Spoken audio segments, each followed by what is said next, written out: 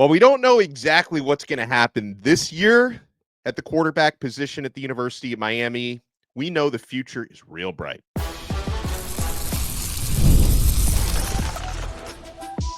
You are Locked On Canes, your daily podcast on the Miami Hurricanes, part of the Locked On Podcast Network, your team every day.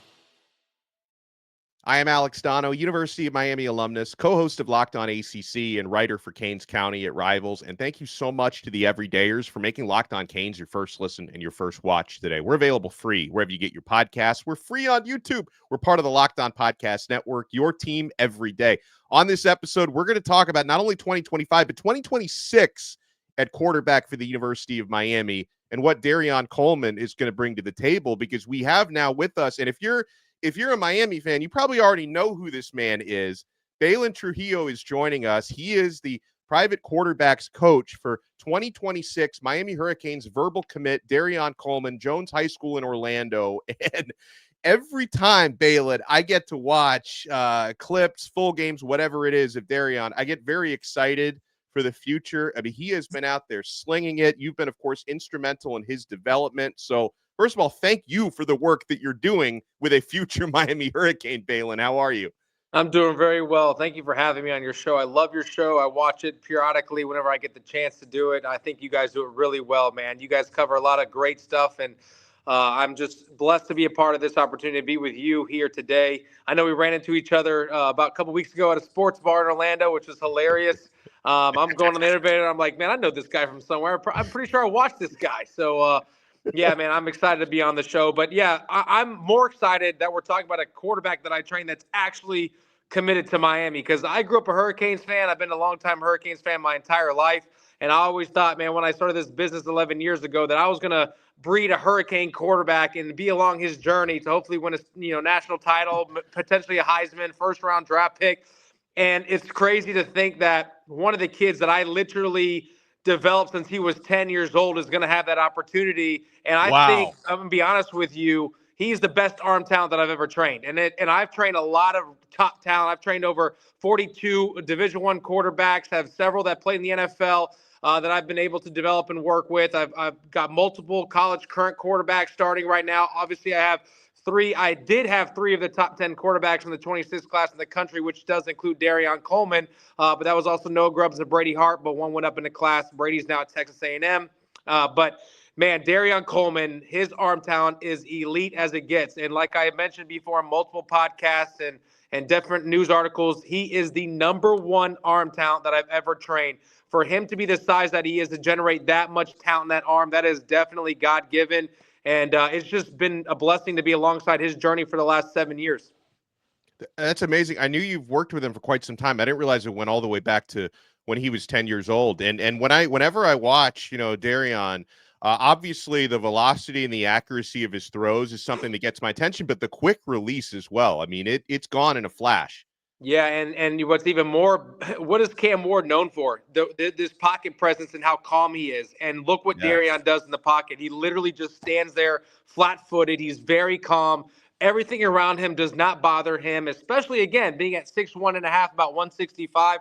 That's not the biggest stature, but to have that much confidence to play against the teams that he's playing on a national schedule at Jones High School, to eventually make it to, obviously, the state championship against American Heritage. I mean, he is a man amongst boys, but you would have considered him to be one of the smaller ones on the field, but he plays so big time because that's what he is. I mean, again, I challenge anybody across America, name another backup in America as a sophomore that already becomes a 4-star. They knew exactly where this kid was going to be at. He was already, projected as going to be the next big thing. So people knew that, but the only way to find that out is to see him in person. Because, again, if you just watch his tape or whatever, you get excited. But when you see him in person, you start to understand the wow factor, the it factor, the things that you can't teach, the dog, the heart.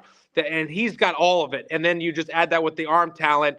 It's unbelievable. And I think Miami's got the future in their hands. And he's definitely all in. I was just at Jones High School with Dereon and Coach Dawson and Mario Cristobal. We were literally just in the same room together for the last hour. And, I mean, the first thing that Coach Cristobal comes in and shakes hands and says, do you know that you are the future of the best Hurricane class in our history in the 26th class? He believes that will be the number one class, and Dereon is the head of that class. So it gives me goosebumps talking about it. Again, as a Canes fan, as you see right there, I rep Miami every single day almost. I have Hurricane joggers on right there with some of those Hurricane dunks.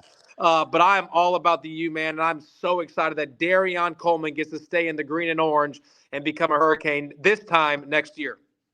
Dude, I love that. And of course, you mentioned you grew up a Hurricane fan, and you've coached quarterbacks who have gone to all different places. How did Dereon's Miami recruitment go? And at what point he committed when he was a sophomore? But what was it that made him decide that Miami was the spot for him? Yeah, so I'm gonna give it to you guys raw. I mean, I train Noah Grubbs, who's now a Notre Dame commit, Brady Hart, who's now at Texas A&M, but was a Michigan commit as a junior, and then obviously Dereon, which is my 3 horses in the top 10 race across America. And Dawson, when he first got the job, he reached out to me through social media and was like, "Hey, I know a little bit about you. I know you kind of run the state a little bit in the quarterback space. I want to get together." So he got to see all my top guys in person right when he got the job at Miami. And he fell in love with Noah Grubbs. That was the first one he offered. It was like he saw all of them the same day, but he started off at Lake Mary. He saw Noah Grubbs, offered him. Then he met Brady Hart, who was nursing an injury. So he didn't really get to see him do anything. So that was more of a communication piece. Then he went to go see Dereon Coleman, loved him. And then he went to see one more, Carter Emanuel, who's also here.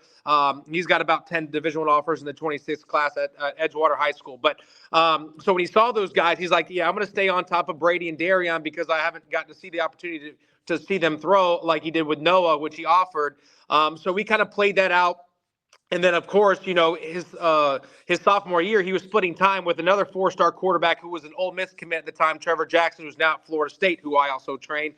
And so he was, going through that sophomore year, that awkward, like, okay, he's going to get some time, but he's not the guy. But then he started in a couple games, and people started seeing how actually talented this kid was.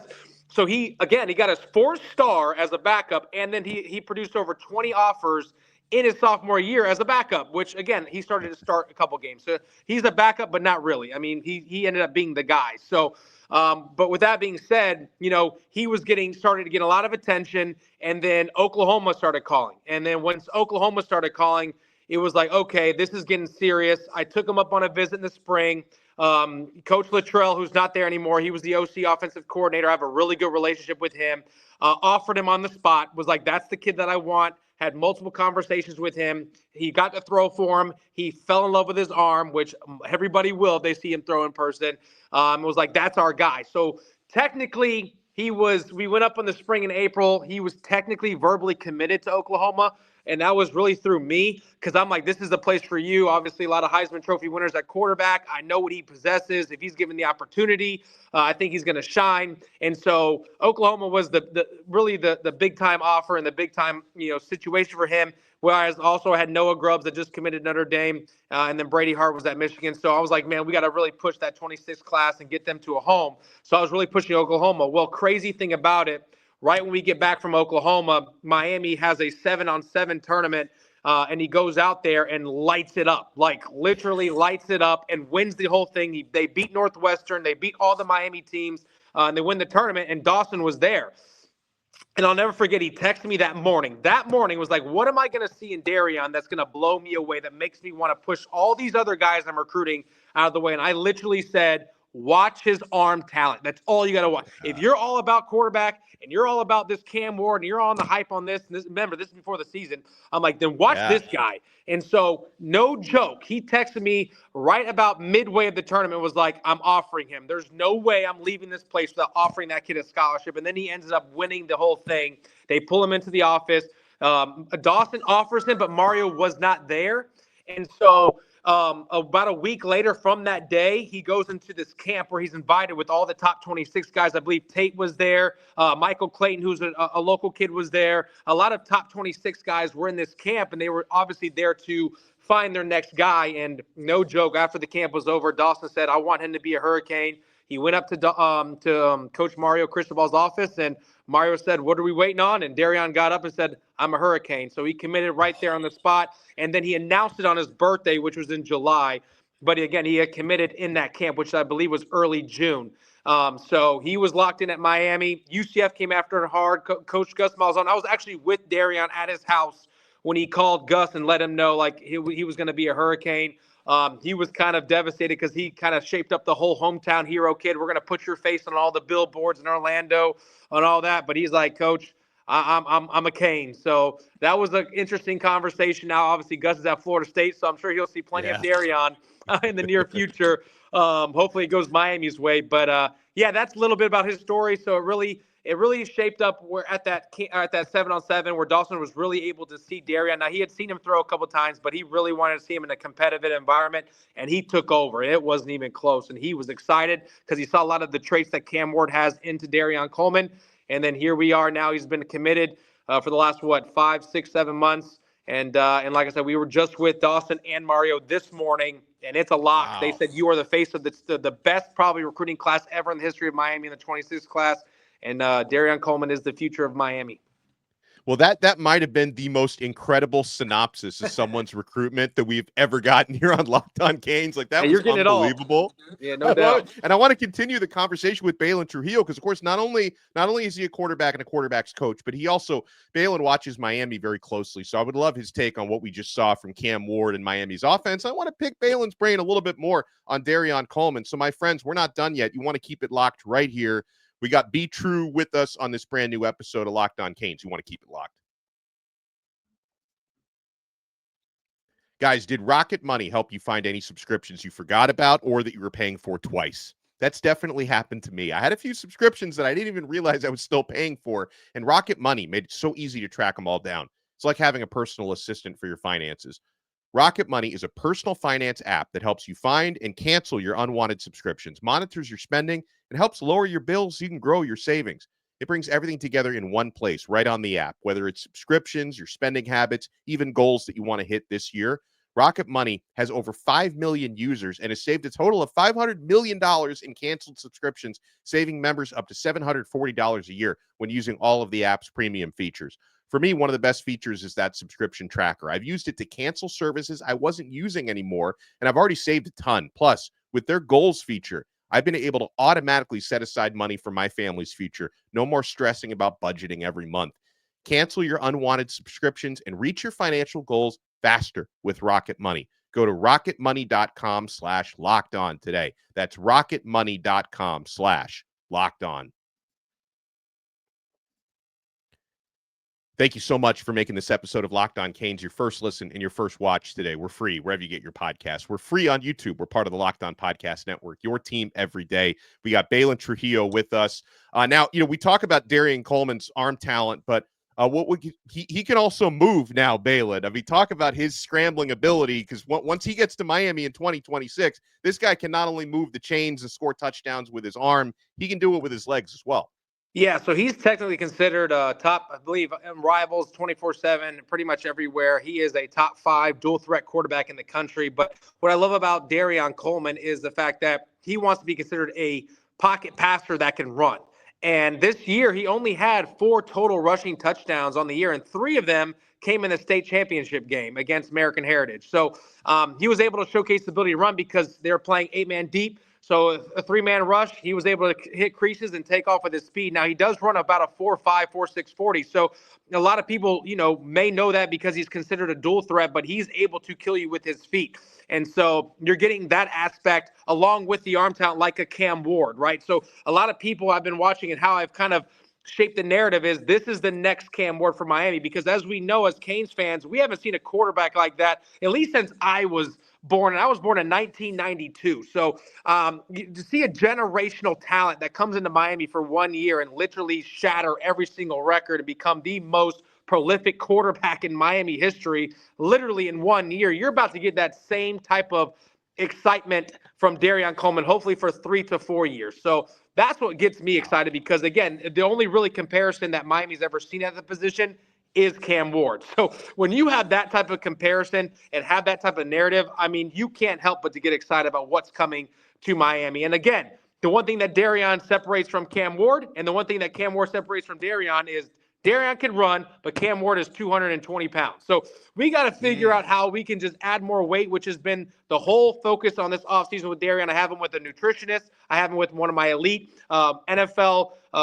strength and conditioning coaches, and Tony Ponton. I've set him up that through his agency. And so we have been doing everything we can to put this guy on a whole different level.